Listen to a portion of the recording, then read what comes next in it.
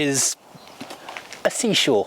It's a bike. I know I don't normally do bikes on this channel because they've got the wrong number of wheels, which is about two too few, and the wrong number of engines, which is at least one too few. But I've only got it because last year my uncle just appeared one day and said, I've run out of room in my shed, could you look after a bike for me? And it's been there ever since. It's been over a year, and yeah, there you go. Apparently it folds up. I've never tried this, so this will be a learning experience on camera. There's a lever down here. If you twist it, well, that does come undone quite easily. And then, how does it turn? Oh, it doesn't turn. It's meant to fold up. There you go. It folds up very simply. And then, does it lock?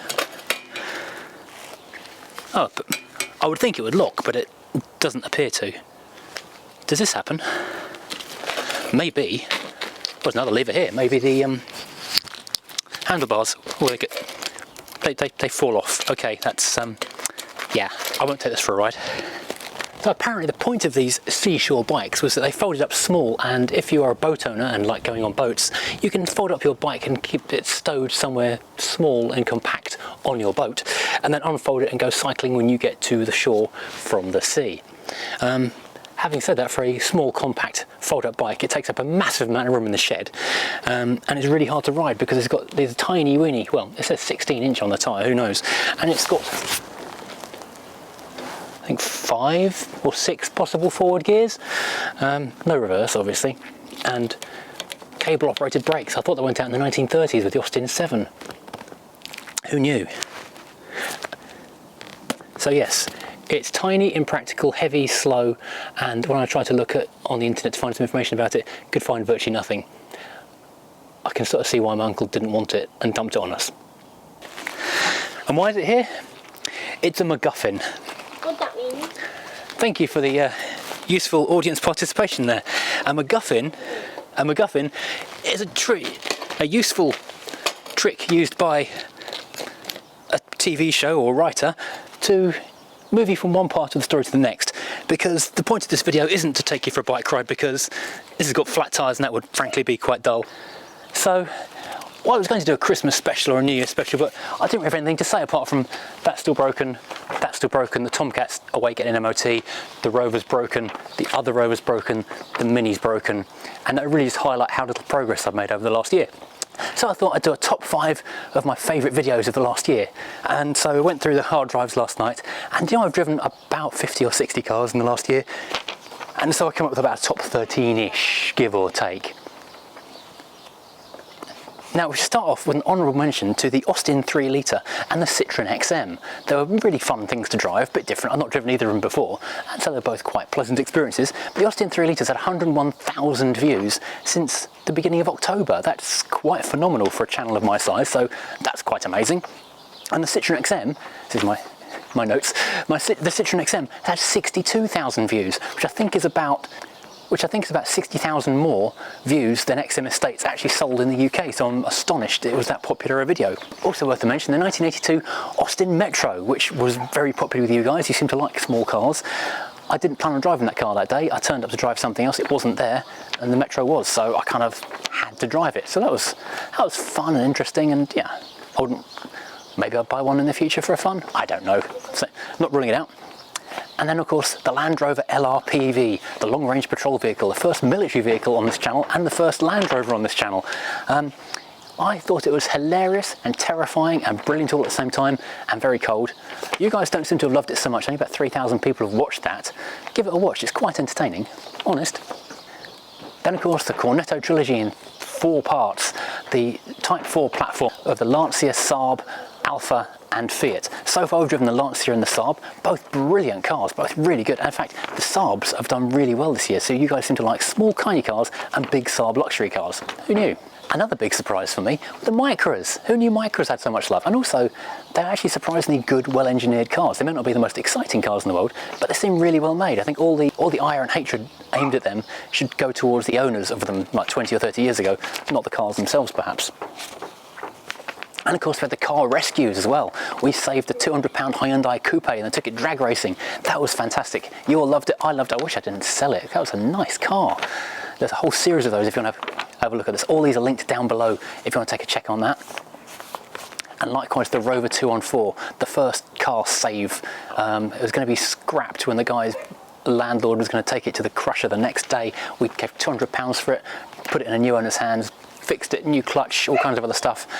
It's now with an enthusiast owner on the south coast, and we'll go and catch up with that at some point this year, I really hope.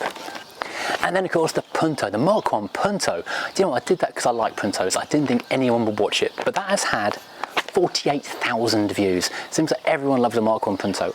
Who knew?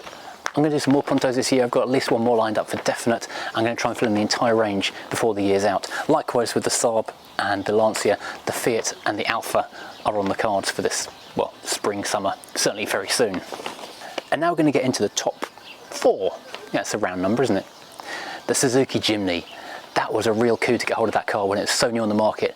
I'm really happy to have driven that. I hope you enjoyed it. It was just a brilliant upgrade on a car which is worldwide renowned for being great at, you know, just being the best off-road in the world, but wasn't so good on-road previously. Now it's fantastic on-road. It's pretty good on-road as well. And yeah, we've driven one twice, or we've driven 2 of them in the last year. But that will open us up to the new thing of modern Mondays. As the year progresses, as I get time, I'm going to start doing new car reviews on a Monday and the retro car reviews on the Friday, as well as the workshoppy stuff. So that will be a thing in the coming year. Then my own Alpha 145. After owning it for about 3 years, I suddenly realised I'd never done a review on it. So we took it out, and it was just really, really cool just to see how good that car is and how much I really enjoy driving it, and why I enjoy driving it. There's also another review of it on Joseph Lloyd's channel, the Tweed Jacket Reviews, Lloyd's Vehicle Consulting. I'll stick a link in for him as well. He also enjoyed the car an awful lot. Gesundheit. Gesundheit. Now comes to the top 2, the biggest, most influential, most important cars I've driven in the last 12 months. First of all, the future, the Toyota Mirai, a hydrogen-powered car. Give it 10 years, if we're not driving electric, which I don't think we will be because lithium is quite hard to produce, hydrogen is definitely the future. You guys don't seem to be that bothered about it because you are more interested in old stuff with a bit of retro appeal. I can understand that. No one's even heard of a Mirai. Why are you going to go searching for it? But the Mirai is worth a look because this is what we'll be driving in the next couple of years. Very likely indeed. So it's quite an important car and quite a big thing to be on the channel. So, but looking back to the beginning of motoring, the Austin 7. That's actually the second Austin 7 I've driven, but only the first one I've actually narrated during the review, and that has been very popular with you guys as well. That has had 91,000 views, and I want to do some more Austin 7s because there's lots of different varieties on those cars. They just chopped and changed them into all kinds of different saloons, convertibles, sports cars, tourers, doctors' coupes, you name it, there's an Austin 7 for everyone. So I really am hoping to get some more Austins, and maybe an Austin 10, Austin 12, yeah, a lot of other pre-war stuff as well, because I kind of don't care if it's popular or not, I just want to go and drive it. So expect some more of that in the coming year. But most of all,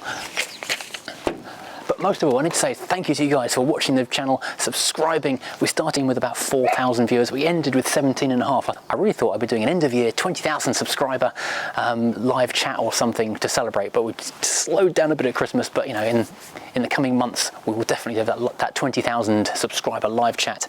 So yes, should I take this thing for a ride?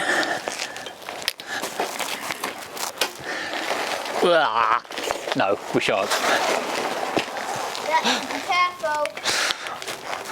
Can I see brake next?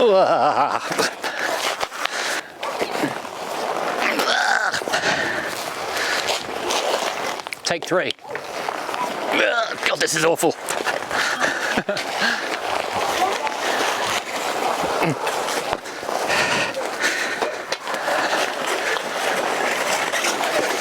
Why would anyone go cycling? This is terrible.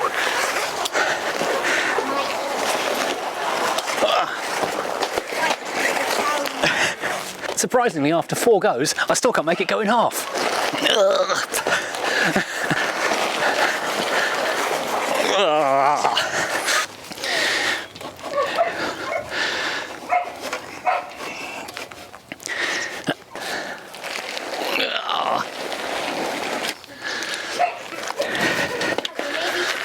Oh God.